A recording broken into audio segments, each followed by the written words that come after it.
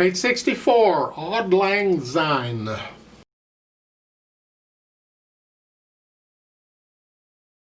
Famous melody played around New Year's Eve every year, okay. 4/4 time, 1 flat, we're in the key of F major. Make sure you can do the F major scale. At least 1 octave up and down. This is using the primary chords for F major. Remember the 1 chord, 4 chord, 5/7 chord. So you can do them in both hands. Let's talk about this 1 hand at a time. Make sure we get the notes and the fingering and all. Now this first couple of measures, that's introduction. If you look at the end of the first line, see the double bars, this is introduction. So we'll come back to that later. Right now I want to start with measure 3. You're here. In this position. So it's 1 and 2 and 3 and 4. 1 and 2 and 3 and 4. Now, measure 5, they're telling you to stretch. There's different words for it, and different teachers like different words, and different teachers don't like certain words, and whatever, I don't care. The point is, we're not here, we're going to move up here. The thumb stays where it is, we're just moving the hand up here. 1 and 2, so second finger on the A. 1, 2, 3. 1 and 2.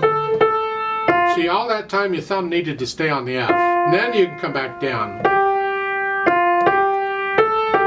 Now, measure 9, you cross over. I'm going to show you a little more advanced thing here on fingering. Teacher may not like it. They're not watching, I'll just do it here. This is measure 8 here. You see, we got a thing coming in measure 9 where you've got to cross over. The fingering style I use is I won't cross over my thumb if I don't have to. And I don't have to here. So what I do is I just adjust the fingering a little bit. So on measure 8, for the second G, rather than here, I'm going to scrunch up and use 4th finger. I just changed hand positions. So 1 and 2. That way, when I get to measure 9, on 3rd finger, just reach down the 2nd finger. I didn't cross over the thumb. So if you want, try that out. Then going on, measure 10, you lift up and move. They're telling you to lift. Isn't that sweet? Just move up. And you stay. Forget the lift for a moment. Just reach up here. And again, for measure 15, here, 4th finger here on measure 16 for the second G, so I don't have to cross over the thumb. Then measure 19, you're up here. And this ending here with these 8 notes, I'll come back to that. Left hand, measure 3. You're starting out here. Well, you have the pickup to this. The last note, measure 2, is here. That's where the song starts. Here, and then 5/7 chord, 1 chord, 4 chord. You got that. Okay. Let's put the hands together and talk about the first line and the last line too. You're starting out here, and they tell you to lift. You're just moving your hand. You're just going from here to here. Octaves. This actually happens a lot in piano. It's not the best move in the world. There's other fingerings we could use, but when you fix one thing, you simply make something else harder. So let's just do it this way for now. Just lift up. This is a broken C chord. And then the left hand comes over to play the high C here. That's fine. You can do that. So it's 1 and 2 and 3 and 4 and 1. Okay? Just lift up and move. There's no rest between the here and here. With all these rests are in that measure, the first 3 beats are here, and then beat 4 is here. You just lift up and move down. So it's, you're here. You can get the right hand out of the way if you want, because the right hand's got to be here eventually. So just get the right hand out and then you're here. And as you play this note, get your right hand in position. Because I want to connect this and this. It's all melody. I'm just playing the first note with the left hand. So I'm in it 1, 2, 3, and you hold that and then go on.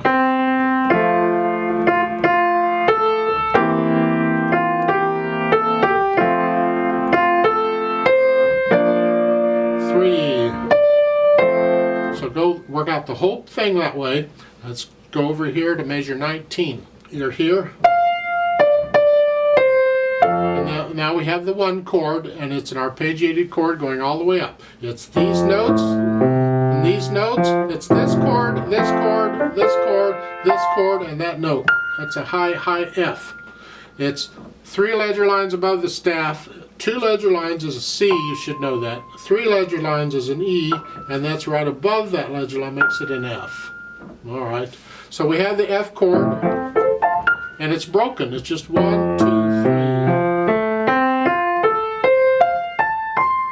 That's all.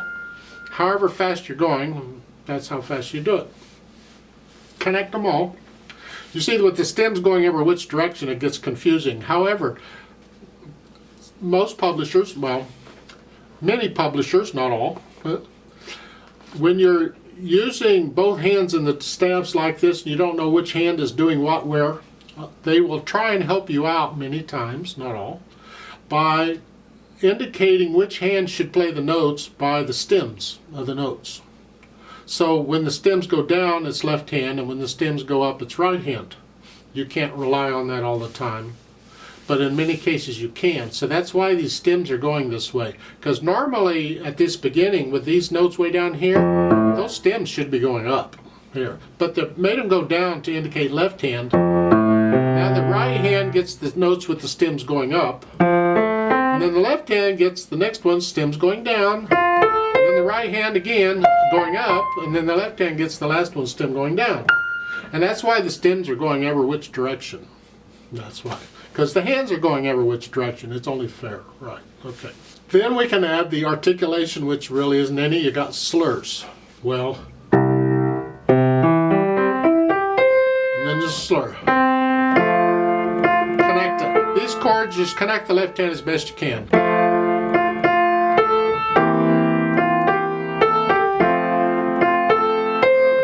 Then lift up. It's like taking a breath. Just go like.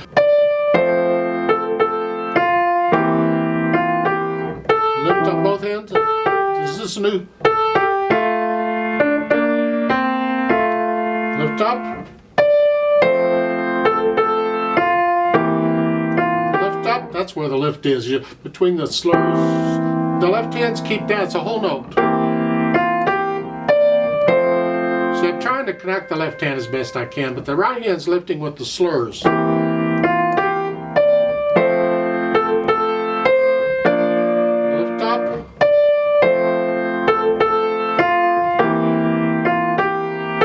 Now see, all this is slurred together.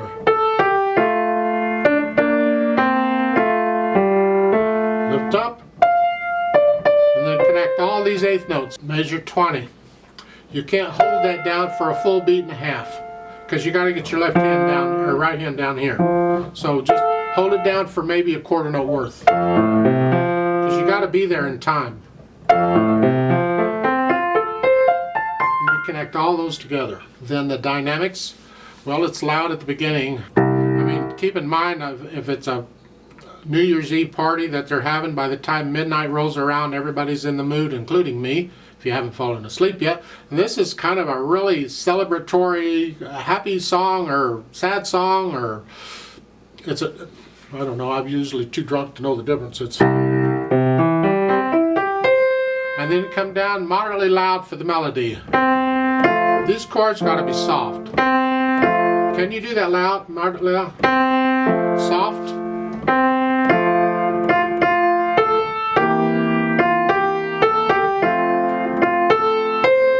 And you're staying basically in that area. Now you can get a little louder and softer as you feel it. See, I'll measure 13. They want you to go.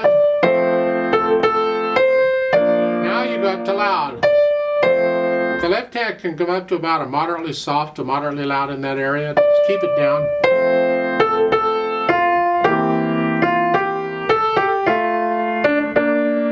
Then measure 18, you come down. I'd come down to soft or very soft there in the left hand. And then now moderately soft. You're going to swell up there at the end and come back down. You go up to about a moderately loud and back down. Look between the hairpins, the arrows, what notes are there, and we see it's these. That's your target notes. That's where you're moderately loud. Everything else is softer than that. And then you get very soft at the end. Well, good luck with that. As far as speed goes, this slowly with expression. That depends on how much I've had to drink. Seriously, it's just...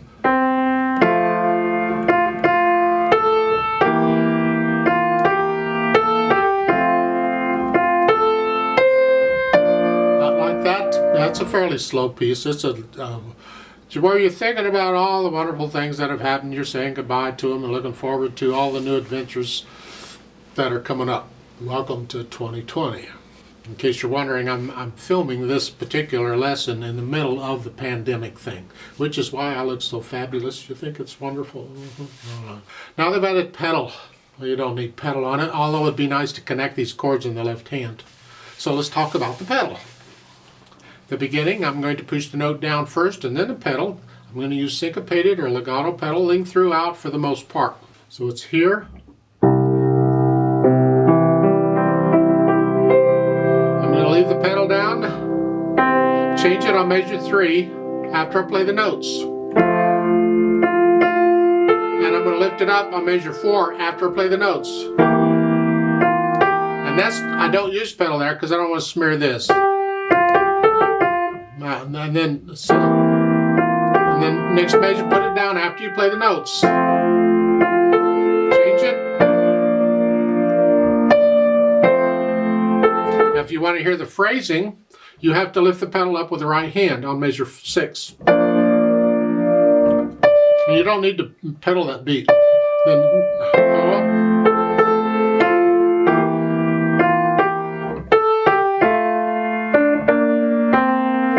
Measure 10, lift it up with the right hand so we hear the phrasing, a little silence there, and don't pedal the 4th beat.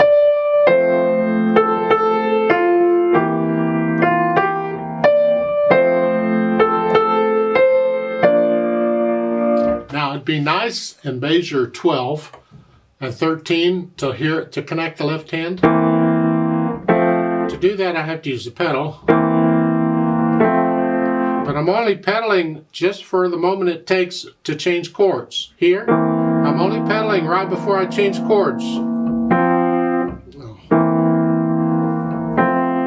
That way I'm connecting them. You can try that if you'd like. It makes the pedaling a little more complicated, but it's here.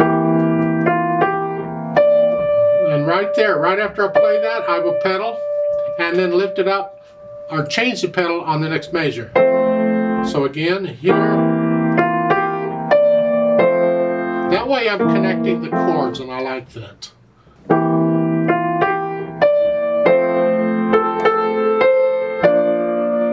And I'm going to lift the pedal on measure 14 with the right hand. I want to hear the phrasing, and I'm not pedaling the 4th beat. 2, 3.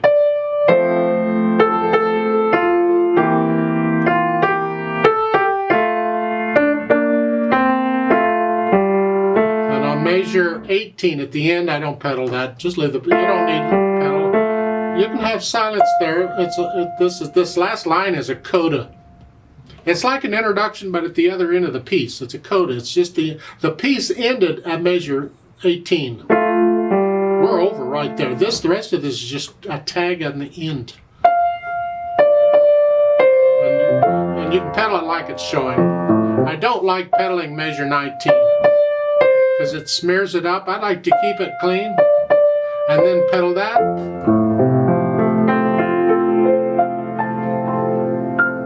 Here, and lift the pedal and the hands at the same time at the end. That's my impression of the pedal. You have to experiment with the pedal and see if you get in the sound you want. You may find other places in here where you can connect the chords in the left hand even though it's not showing it pedal, just by pedaling the little bit at the end of the measure just to connect the chord, like measure 4. You're not pedaling the measure because you're losing that sound. Well, if you want to keep it, then you have to pedal. When I play the G, I have to pedal and then change it again. So it's that way I'm connecting that. So you experiment with the pedal. You have to listen very carefully.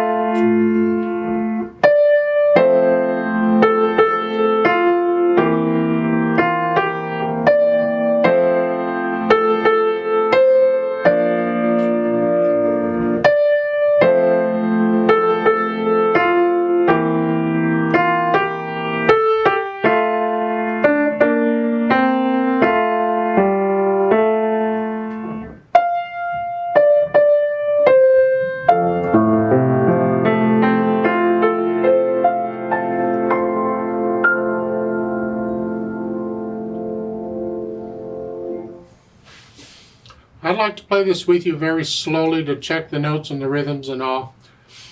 I'm not going to do any dynamics. I can't slow down. The fermatas, I'm just going to double the values. So a dotted half note, instead of 3 counts, I'll hold it for 6. Whatever. Let's just check that, make sure we got all the right notes and rhythms going. You can do the dynamics and all that stuff on your own. I'll give us 4 counts.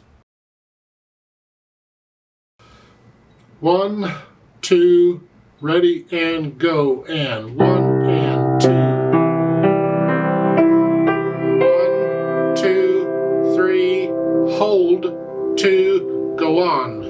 1 and 2. 1 and 2. And 2. 1, 2, 3. 1 and 2. 1 and 2. 1, 2. 1, 2, 3. And 2. And 2.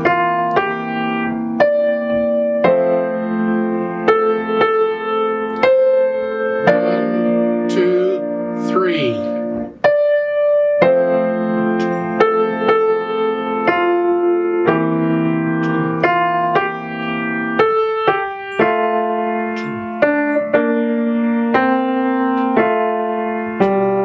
3, 4, 1 and 2. 1